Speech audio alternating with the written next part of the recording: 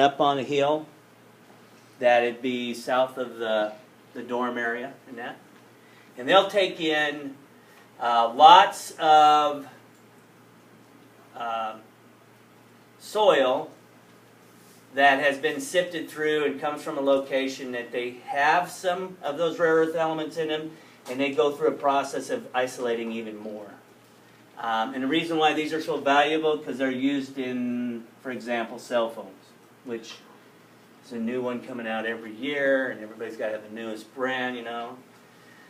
They don't tell you that, you know, you're paying 24 months, $700. It's kind of like more than a computer type of thing. It's when you got a phone like that. So, but anyway, they're very valuable because they're used in that, and they're not as common. So because they're not as common, they're more rare, then people are going to pay more for them. That's why they're probably more expensive, some of the technology that we have. Okay? So we have 4 families. These are, oh, tell you about Dmitry Mendeleev a little bit more.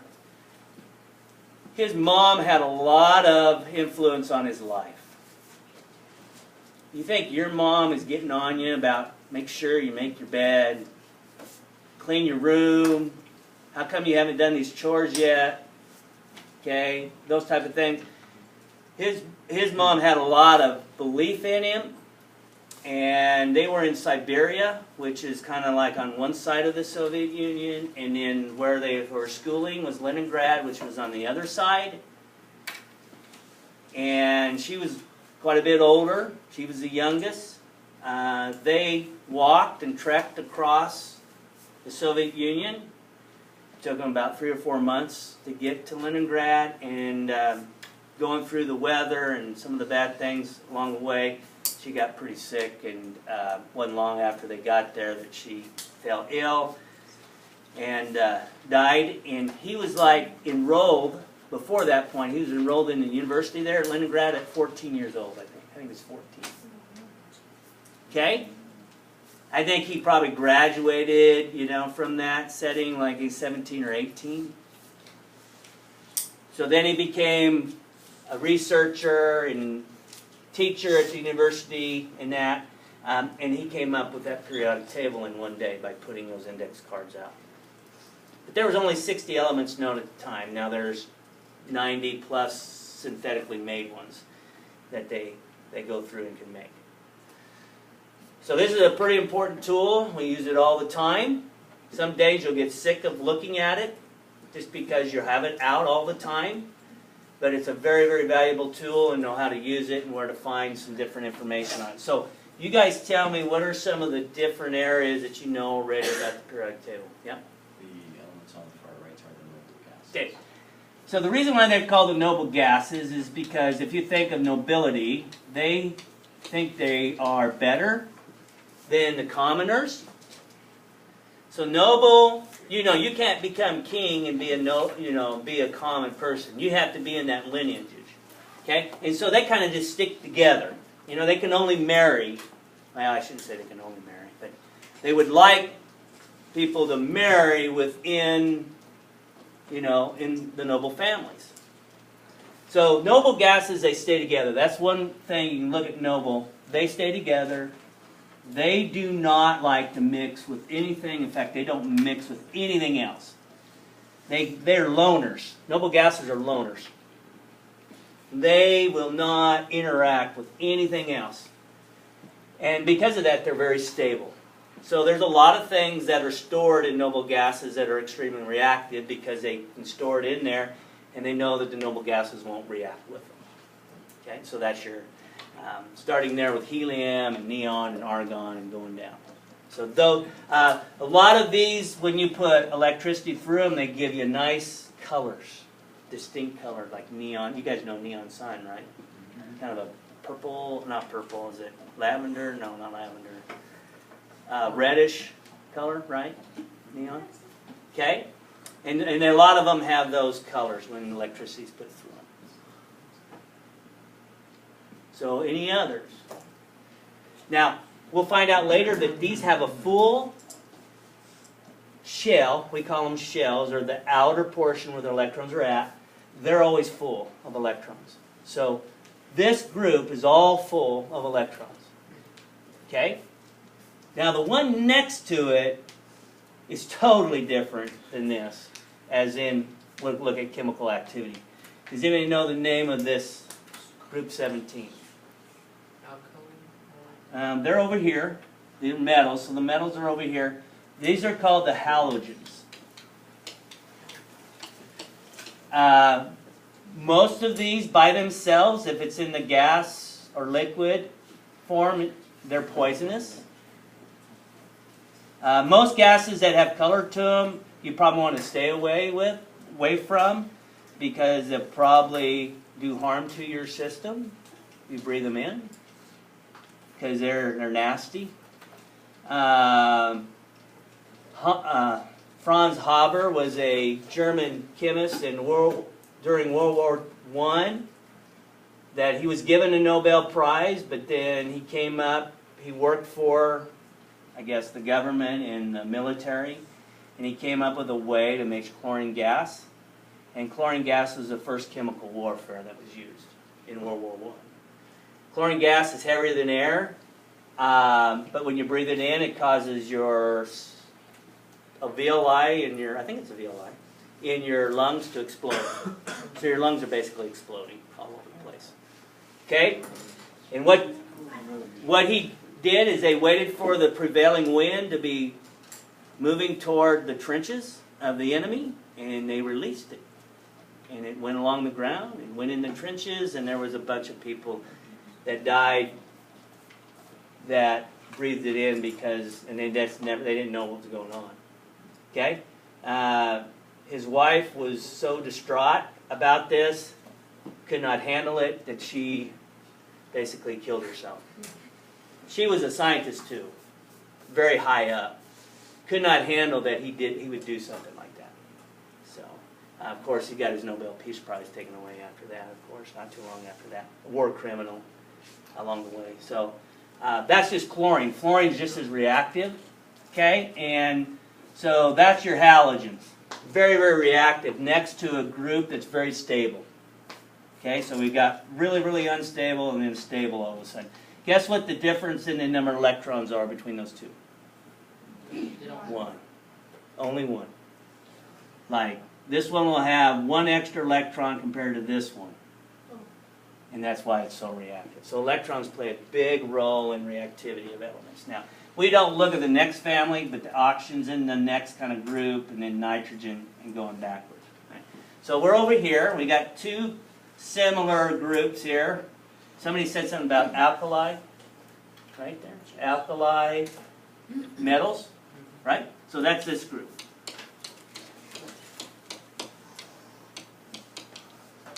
So this is the one we get to play with. This is the fun one we get to play with, or I get to play with, you. Okay? So, sodium, it's soft. It's a soft metal.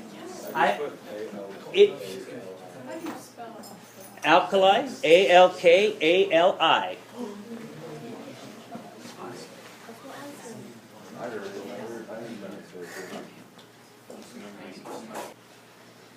And they are calcium and magnesium. Of course, they're found in the earth a lot. You think of lime or limestone, anything associated with that, it's going to be calcium. It's going to be involved with that. Calcium's a lot of calcium in rock. Magnesium as well. Okay? Associated with that. So, this is called the alkaline earth metals.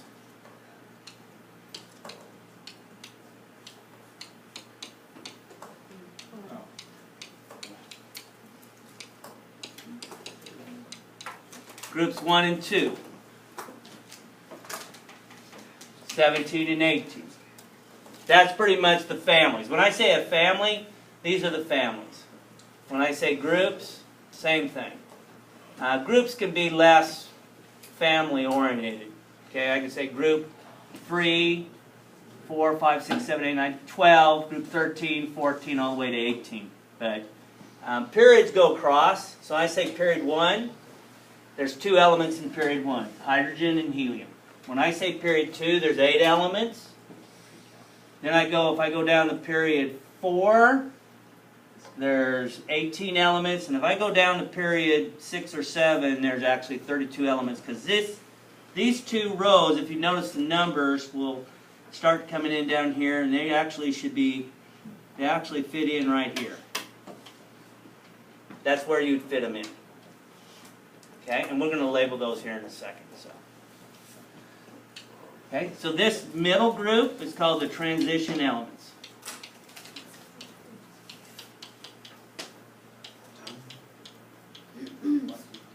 Okay, so the transition elements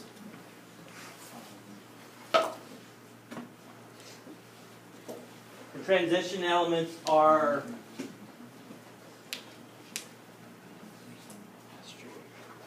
that middle block of 10.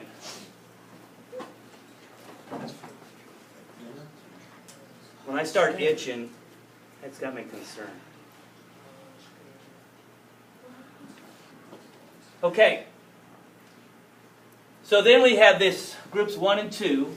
We're going to put, they're called representative elements. So groups 1, 2, 13 through 18.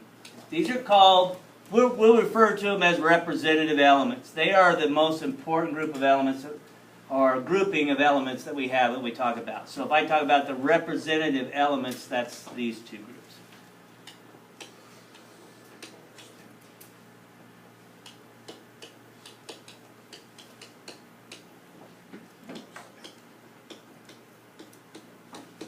So it's the alkali metals, alkaline earth metals, and then you go over to boron and over to the noble gases, and those are the representative elements. Okay.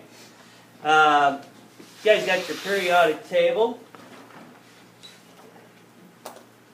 Get that out. We're going to talk about some of these different portions of the periodic table.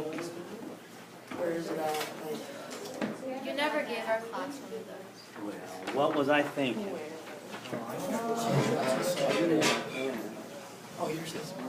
This one should match up to this one for the most part. This is an old copy, but for the ones that we are, the ones that we're concerned with are on the periodic table.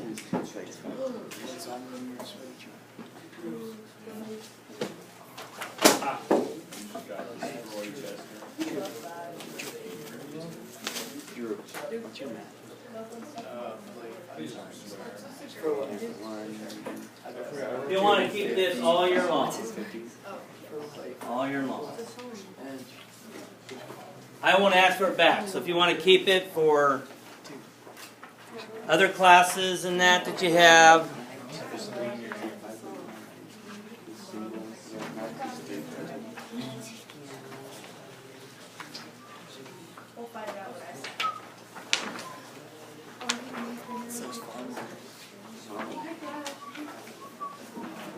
Okay, if you notice, you have a 57 and it goes to 58. So it goes in period 6, when you count down, that's period 6. It goes cesium, barium, and then it goes lanthanum.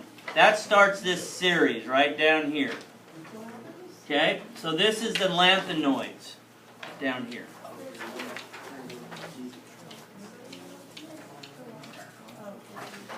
Okay, and then if you take a look at 89, it goes to 90. Those are called the actinoids.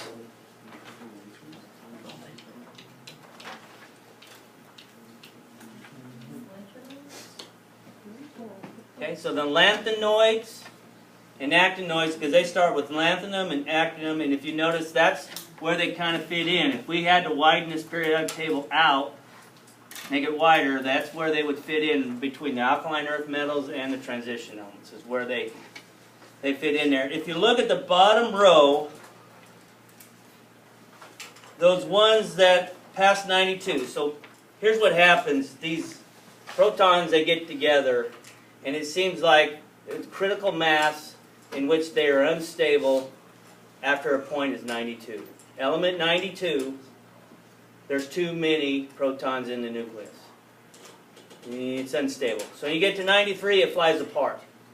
And that's where you've got high amount of energy associated with those when they fly apart. Okay? So then they fly apart. And these are man-made. Okay? So neptunium, plutonium, americium, curium. Who's that named after, you think? Yeah.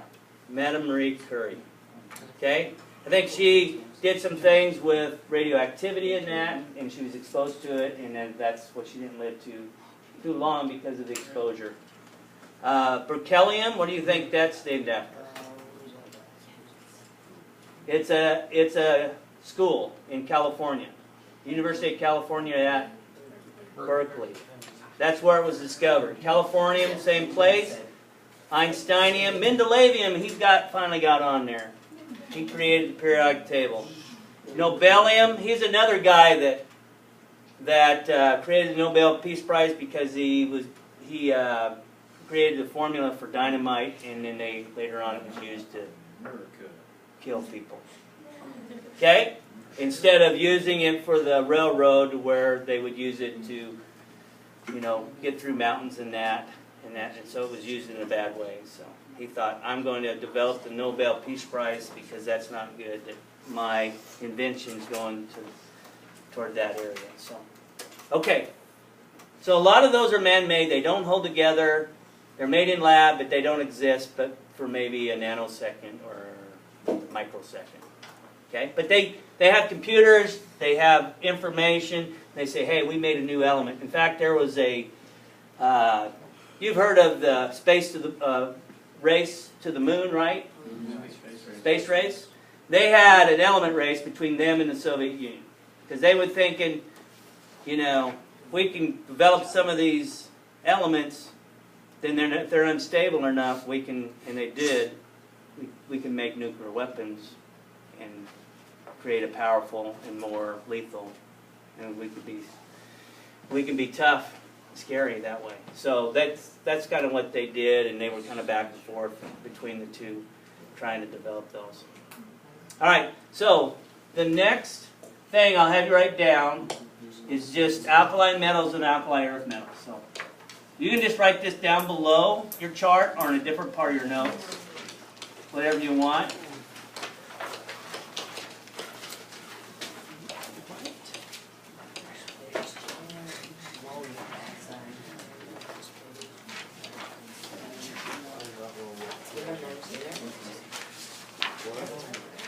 If you were an element on the periodic table, what would you be?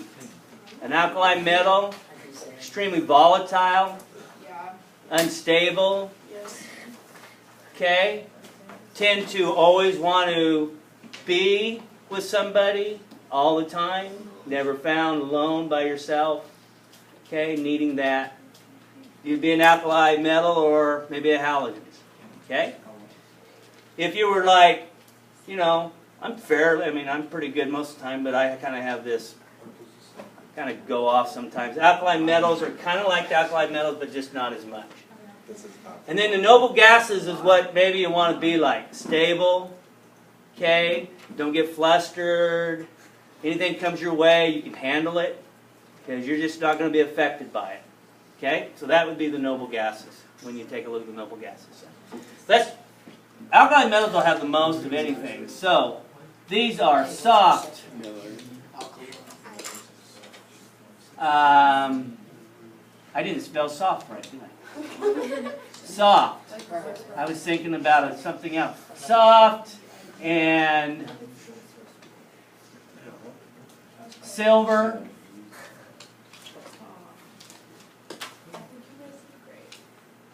Low density. So it has a lower density and melting point. If you notice that when it went in there, it was a liquid. When it went in there, it got so hot, then it turned into a liquid. So lower density and melting point. Okay, it floats on water, right? It didn't sink to the bottom. So it's lower density than water, which is kind of neat. Most metals are going to sink. Okay? They are not found free in nature.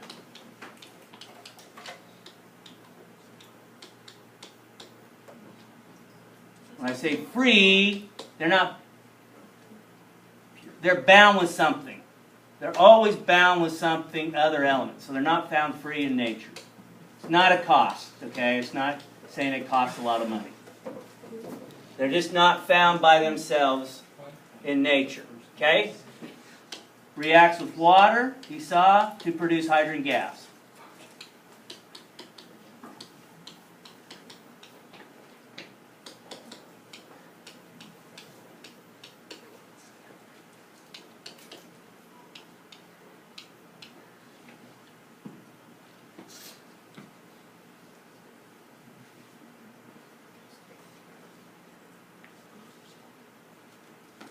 Okay. And then we'll just put down very, or we'll just say unstable. Very unstable.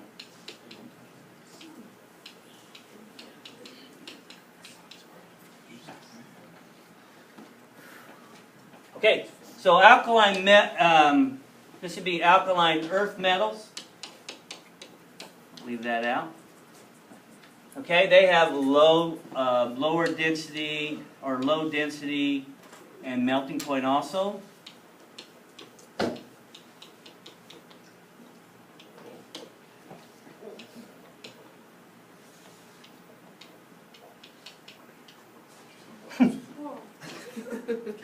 Has a mind of its own.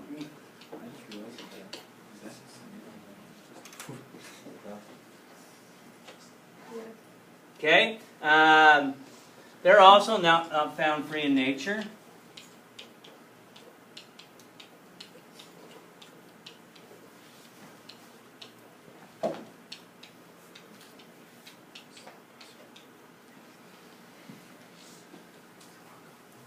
They're fairly reactive group of metals. Most of us.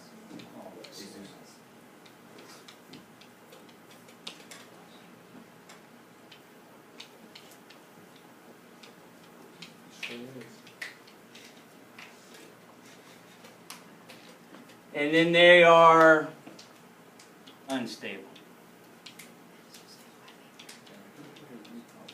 So if you notice up here, we got very unstable, these are unstable. They do have lower densities and melting points, these are low density and melting points. Okay?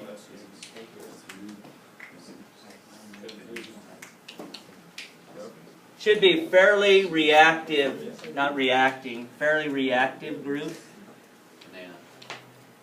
of metals.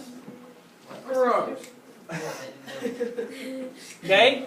These will, alkali metals, later on we'll find out, they'll tend to lose one electron to become a +1 charge when they become an ion. And the alkaline earth metals will lose 2 electrons to become a +2 charge. So when you look on your chart, you guys should see an oxidation state. You go down the alkali metals, you see that oxidation state is the number that is located above the symbol. You guys find that? It says +1 all the way down. And then you look at the alkaline earth metals, they're all +2s because they lose either 1 or 2 electrons associated with that. So that's all the farther I got with the other classes.